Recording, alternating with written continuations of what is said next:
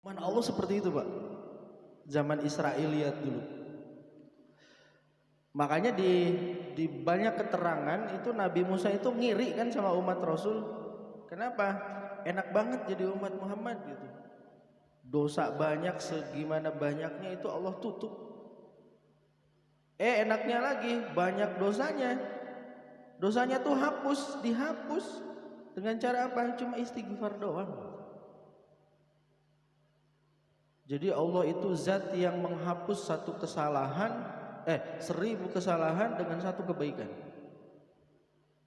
Kalau manusia itu kan mengingat satu kesalahan, melupakan 1000 kebaikan kan gitu ya. Iya enggak Pak? Manusia kan gitu ya.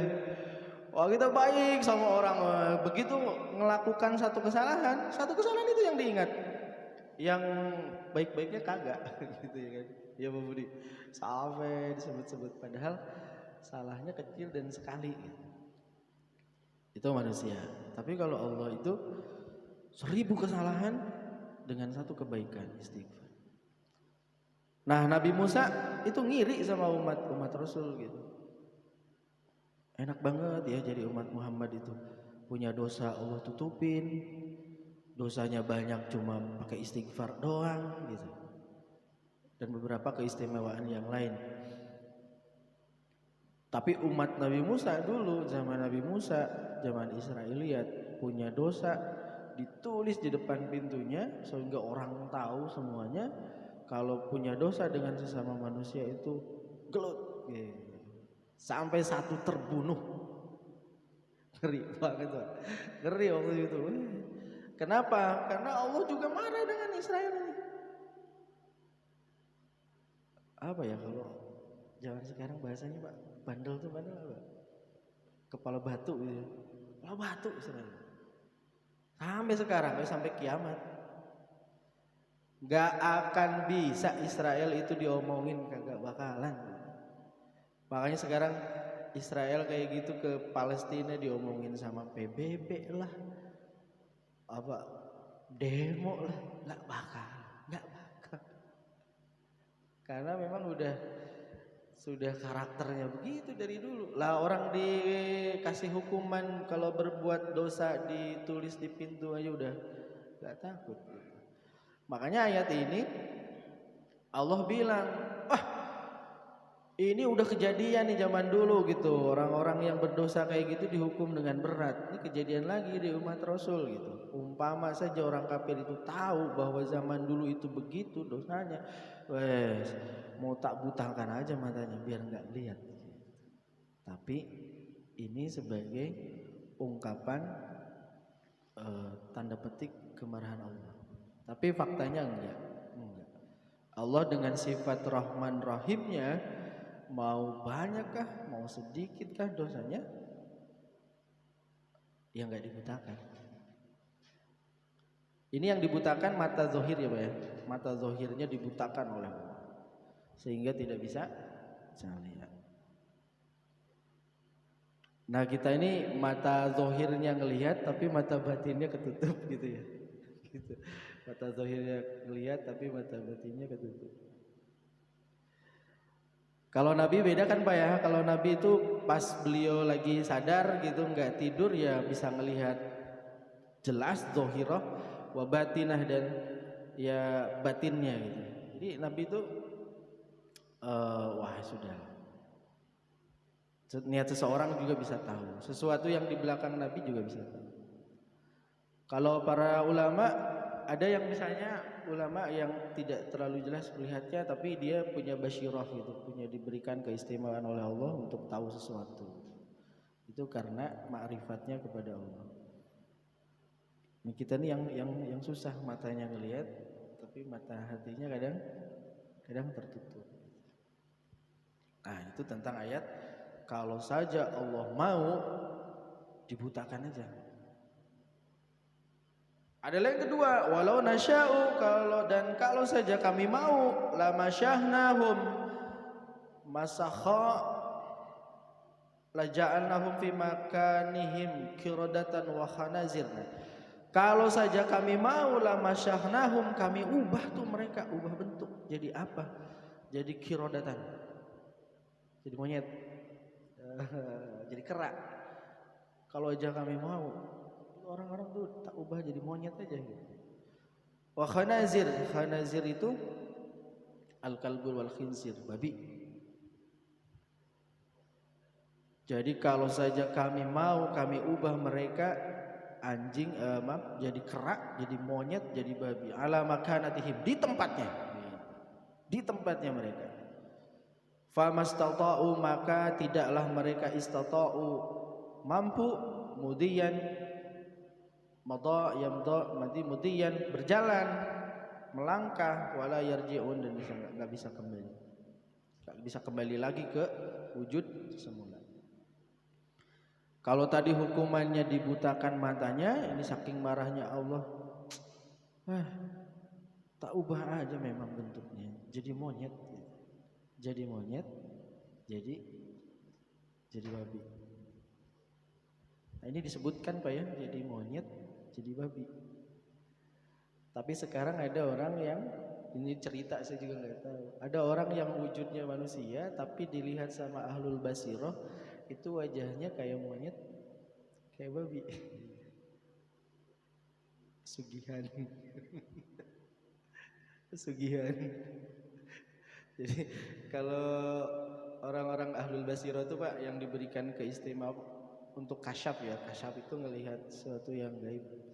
Kalau pergi ke pasar gitu, wih, wajah orang tuh berubah-berubah dan ada yang jadi monyet gitu, jadi guguk Pak, jadi babi gitu. Kenapa? Dia dagangnya nggak murni tapi pakai unyem-unyem ya, sugihan. Gitu. Nah, padahal ini udah disebut ya bahwa diubah bentuknya oleh Allah itu hukuman. Wala yarji'un, nggak bisa kembali lagi. Nah itu mungkin di pelajaran tauhid disebutkan bahwa itu hukumnya syirik, tidak boleh. Nah di ayat ini disebutkan kalau Allah mau maka bisa saja Allah itu hukum ya orang-orang yang membangkang, yang gak nurut itu jadi monyet, jadi babi. Tapi gak juga. Ini luar biasa Pak ya. Ayat ini mengisyaratkan apa? Kemarahan Allah itu sesungguhnya ngeri sekali, ngeri sekali. Jadi di ayat Al-Quran disebutkan wa ma yu'adzibahum wa anta fihim. Aku tuh mau aja mengazab mereka Muhammad wa anta fihim, tapi ada kamu gitu. Ada yang menahan. Allah tuh sudah marah sekali, tapi ada yang menahan kemarahan Allah. Satu, Rasulullah Muhammad. Ada juga yang menahan kemarahan Allah apa? Wa ma mu'adzibahum wa antum walahum yastaghfirun wa hum yastaghfirun. Hampir saja aku akan mengazab mereka, tapi apa yang menahannya? Wa hum yastaghfirun, di antara mereka ada orang-orang yang beristighfar. Kayak gini lah Pak, kita marah sama anak gitu. Pengen pukul gitu. Tapi ada yang menahan amarah kita apa? Anak kita tuh lucu gitu. Sesekali tuh kelihatan wajahnya lucu gitu. Jadi itu yang nahan. Ini Allah tuh pengen ngazab manusia, pengen mengazab dunia ini, tapi ada yang menahan apa? Wa hum yastaghfirun, masih ada orang-orang yang istighfar. Jadi sesungguhnya kita ini berhutang budi kepada orang-orang yang di dalam hidupnya rajin beristighfar. Kita di kampung ini berhutang budi kepada orang-orang yang setiap malamnya, di penghujung malamnya bangun kemudian baca istighfar. Mungkin itu yang jadi benteng, jadi membentengi kita dari azabnya Allah itu. Nah, itu. Ini dua ayat yang menegaskan kemarahan Allah, tapi Allah tahan kemarahan. Waman, dan siapa orang nu'ammirhu yang kami berikan umur, amaro, umrun ya, umur. Ada amaro, ada Amaro. Kalau pakai alif, amaro itu urusan. Banyak urusan, umurud dunya wal akhirah, urusan-urusan dunia dan akhirat. Itu pakai alif. Tapi kalau pakai ain, umurun itu umur banyak. Umur. Waman dan siapa orang nu'ammirhu yang kami berikan umur, maksudnya dipanjangkan umurnya, nunakishu kami kurangi, kami kembalikan gitu ya. Kami kembalikan fil khalqi dalam penciptaan mereka. Nah, ini. Afala ya'qilun, apakah mereka tidak berpikir? Ini Bapak Ibu di Yasin disebutkan orang-orang yang diberikan Allah umur, maksudnya diberikan umur panjangnya. Nunakishu kami kembalikan fil khalqi seperti awal penciptaan. Afala ya'qilun, apakah mereka tidak berpikir? Kalau gampangnya gini lah, kalau udah tua itu jadi kayak bayi lagi. bukan ininya ya, bukan fisiknya. Fisiknya juga kali ya. Kalau lagi bayi itu kan dia lucu kalau senyum ya, kempot. Kalau udah tua juga lucu, kempot. Tapi nggak ada giginya ya Pak. Lucu gitu kan, lucu. Kalau lagi bayi itu lemah, maka sudah tua juga lemah. Jadi kalau di matematika itu ada grafik kurva normal Pak. Hidup kita itu puncak terus turun lagi, deklinasi, mengalami kurva yang turun. Begitu awal-awal masa pertumbuhan naik gitu, emosi dan lain-lain itu menanjak, fisik menanjak, emosi, kecerdasan menanjak, sampai akhirnya puncak.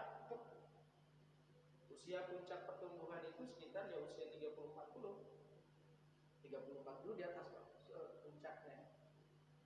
Maka di dalam agama disebutkan usia itu 40. Nah, itu kan usia itu 40.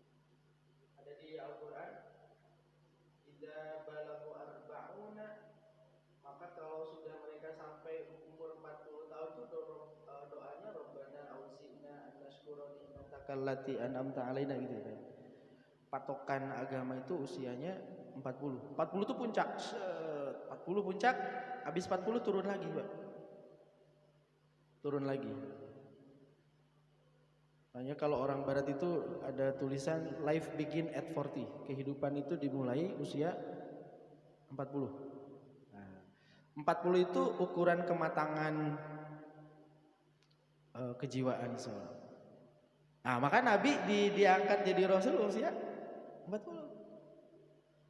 Jadi orang itu dilihat usia 40-nya gitu. 40-nya jejak bahasa Sunda. 40-nya jejak, insya Allah jejak gitu. Lurus seterusnya. Kalau 40-nya masih begini-begini, apa bahasa sekarang beleng-beleng gitu. Masih beleng-beleng, agak susah nih gitu. Agak susah. Kenapa? Karena itu usia kematangan. Jadi kalau kembali lagi ke grafik sana, puncak, deklinasi setelah 40. Nah, setelah 40 ini 50 terutama karena sudah grafiknya turun banget itu 50 itu, nah itu nunakisu fil khalqi, kami kembalikan ke asal kejadian. Sudah mulai, kalau bayi gak gampang nangis gitu ya, kalau udah tua juga sensitif gitu, gampang tersinggung gitu kan. Gampang tersinggung kalau betul. Jadi di sekolah itu seperti banyak orang tua yang bertengkar itu, bukan bertengkar, berselisih, susah diakurin lagi, susah. Kenapa? Egonya gede gitu, sensitivitasnya gede, mudah tersinggungnya gede gitu. Pengen dimengertiin orang tapi nggak mau ngertiin orang gitu kan Pak. Secara emosional gitulah, kadang-kadang pengen menang sendiri, pengennya didengerin kan orang tua gitu katanya sih. Iya apa enggak? Suka kalau cerita gitu, pengennya didengerin gitu orang tua gitu. Jadi Dedi itu sudah membuktikan kesabarannya mendengar cerita orang tua. Akhirnya punya rumah ya Den. Ya Den, dengerin cerita orang tua 2,5 jam akhirnya dapat rumah. Gitu. Jadi Den, kuncinya sama orang tua itu mau dengar ceritanya. Itu secara psikologi itu, teknik negosiasi itu Den. Kemudian mata kan sudah mulai ya Pak ya, sudah mulai kabur-kabur, kecuali lihat uang 100.000 masih jelas ya. Mata sudah mulai kabur-kabur, terus tulang sudah mulai sakit-sakit, kertek gitu ya.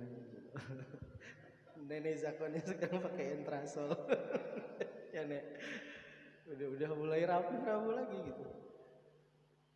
Gigi dulu jarang, kalau udah sepuh jarang juga mulai rontok-rontok. Nah jadi dikembalikan ke asal penciptaannya. Kulitnya sudah mulai keriput, rambutnya memutih. Kayak saya juga udah memutih nih Pak. Kalau putih itu kan sudah meninggalkan dunia hitam ya Pak Ji. Iya Pak Yato, meninggalkan dunia hitam gitu ini. Sudah tandanya takluk, bahasa Sunda taluk, geus taluk. Nah, sudah grafiknya udah ke bawah. Ibarat hari itu Pak, pagi set, kemudian panas-panasnya itu di puncak jam 12 gitu. Terus turun lagi, nah kita udah senja udah mau maghrib, mataharinya udah mulai terbenam, udah mau hilang. Ini udah mau selesai, mau game over gitu, masih gitu-gitu aja. Mau balik ke akhirat nih. Bekalnya apa gitu. Masih gitu-gitu juga gitu. Ya saya kadang udah suka bercanda gitu sama teman-teman yang masih kayak gitu. Mau kayak gitu aja kah? Di dunia loh kita nggak keren-keren amat kayak orang. Punya mobil, rumah bagus, usaha bisnis lancar, sana sini, mainan itu kagak manggar kampung baru, mainannya Hongkong, Jepang, Turki, Arab Saudi, orang lain. Terus di akhirat mau kayak gitu juga. Surga emperan, kelas bawah gitu.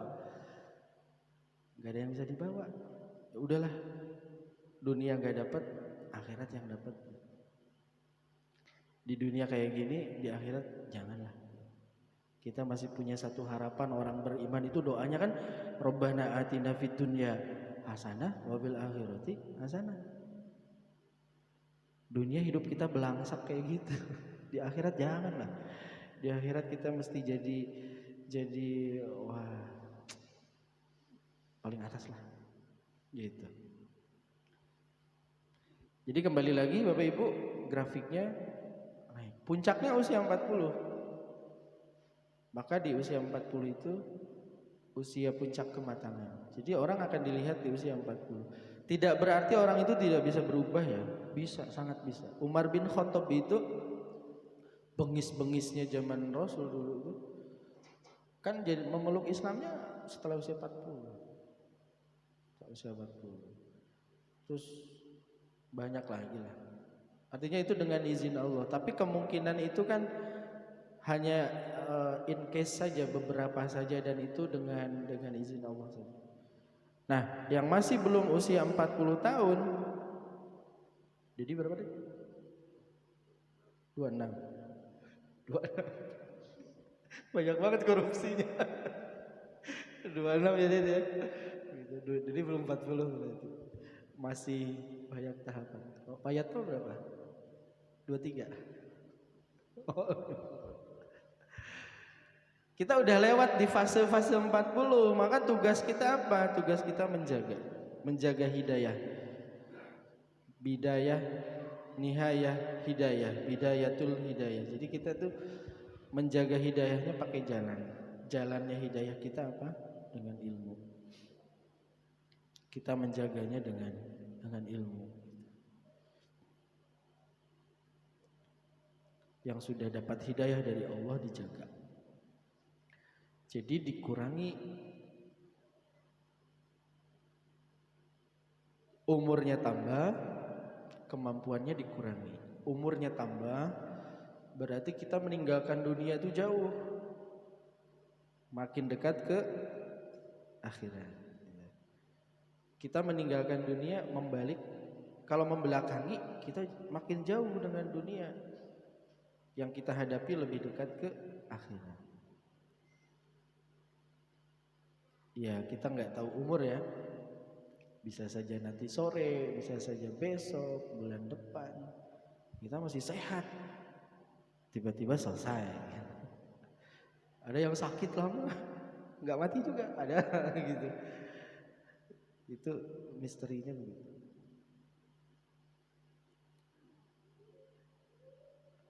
Terus Allah tanya, afala yaqilun, enggak mikirkah gitu kan? Enggak mikirkah kalau sudah tua itu sudah serba dikurangi. Pak Subi masih kuat makan rendang? Oh dikurangi Pak Budi. Pak Budi masih kuat tak hajar. Iya kan?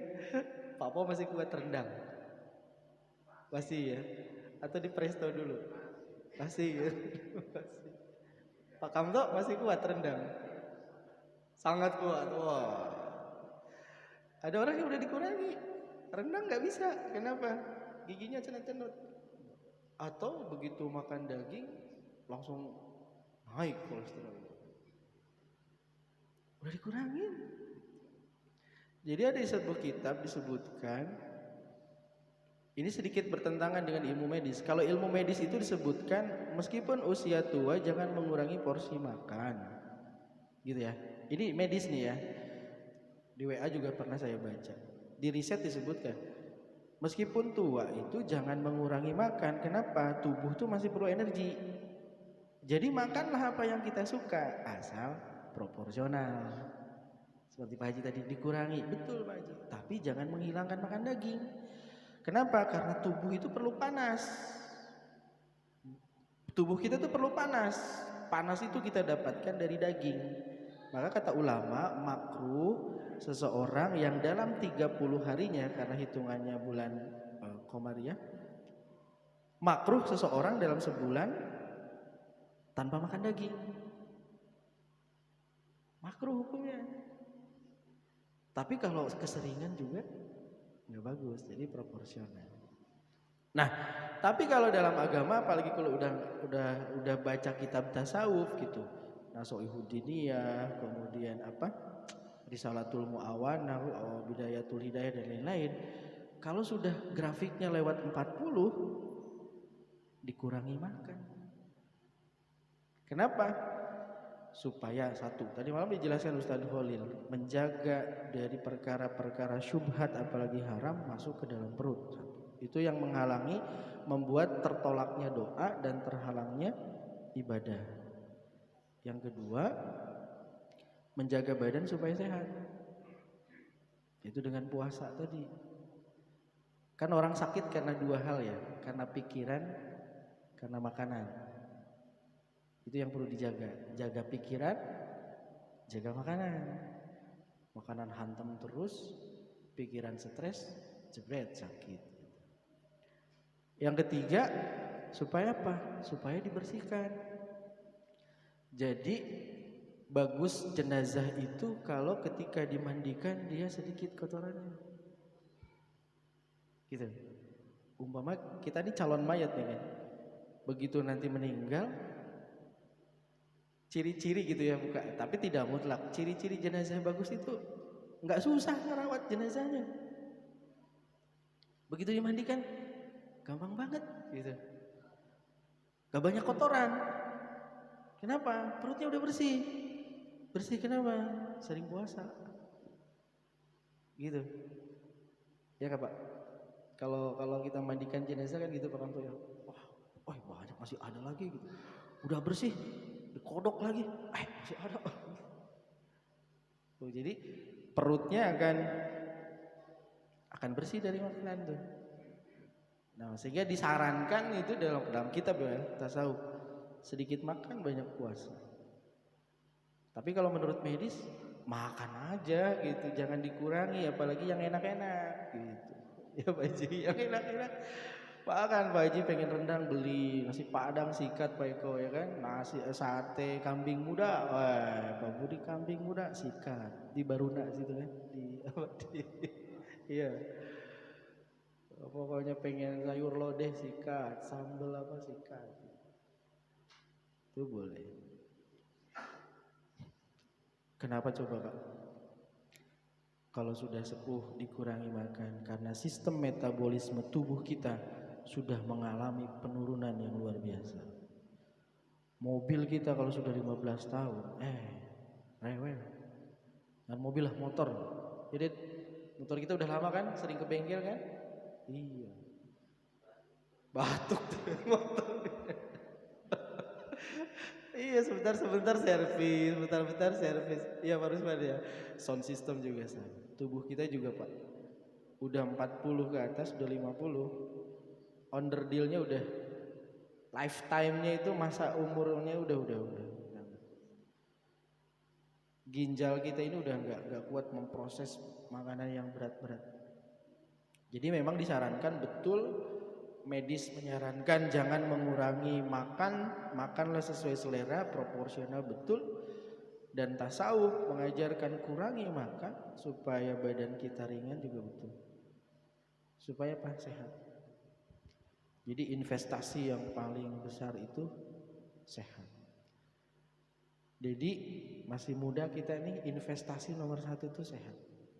Supaya seperti bapak-bapak kita ini udah sepuh, Allah berikan sehat, larinya ibadah. Gitu ya. Ini ciri-cirinya kita pengen husnul khotimah kan gitu. Udah sepuh, badan sehat, tapi wakal ibadah. Kan nikmati gitu Pak ya, sehat pakai ibadah. Ini kita pengen sehat, sakit-sakitan gitu. Ibadahnya juga kan terganggu nih berjamaahnya, enggak gitu. Tapi kita minta al-afwa wal afiyah. Allahumma inni as'alukal afwa wal afiyah. Minta ampunan tapi juga afiyah. Sehat lahir batin. Gitu deh. Jadi investasi. Gitu Pak Budi. Jadi silakan sikat saja lah, ya kan? Apa saja. Kalau ada lebih ya kirim-kirim lah. Ya Pak Yatno, Pak Budi ada yang lebih kirim-kirim gitu. Oke.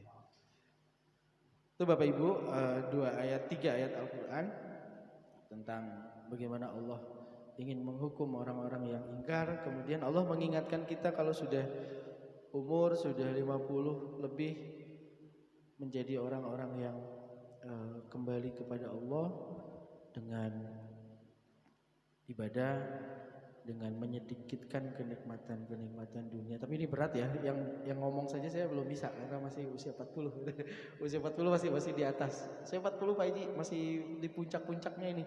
Masih banyak kepengennya gitu, pengen tanah gitu kan, pengen rumah, pengen mobil gitu kan. Masih banyak kepengennya Pak Budi gitu kan. Jadi gejolaknya masih tinggi gitu kan. Gitu, masih banyak kepengen. Tapi kalau udah agak sepuh tuh kepengennya udah diredam, udah ingatnya akhirat. Nah, itu pembahasan kita pagi hari. Mudah-mudahan menjadi manfaat dan berkah bagi kita semua. Mudah-mudahan Allah senantiasa memberikan hidayah buat kita semua, memberikan pertolongan agar kita menjadi orang-orang yang dapat kebaikan dengan dimudahkan kita menuju amal saleh. Itu saja yang bisa saya sampaikan pagi hari ini. Nanti yang ada waktu kita mau bersih-bersih silakan bergabung. Kalau tidak enggak apa-apa juga. Nanti mungkin di lain kesempatan. Baik, kita tutup. Al-Fatihah.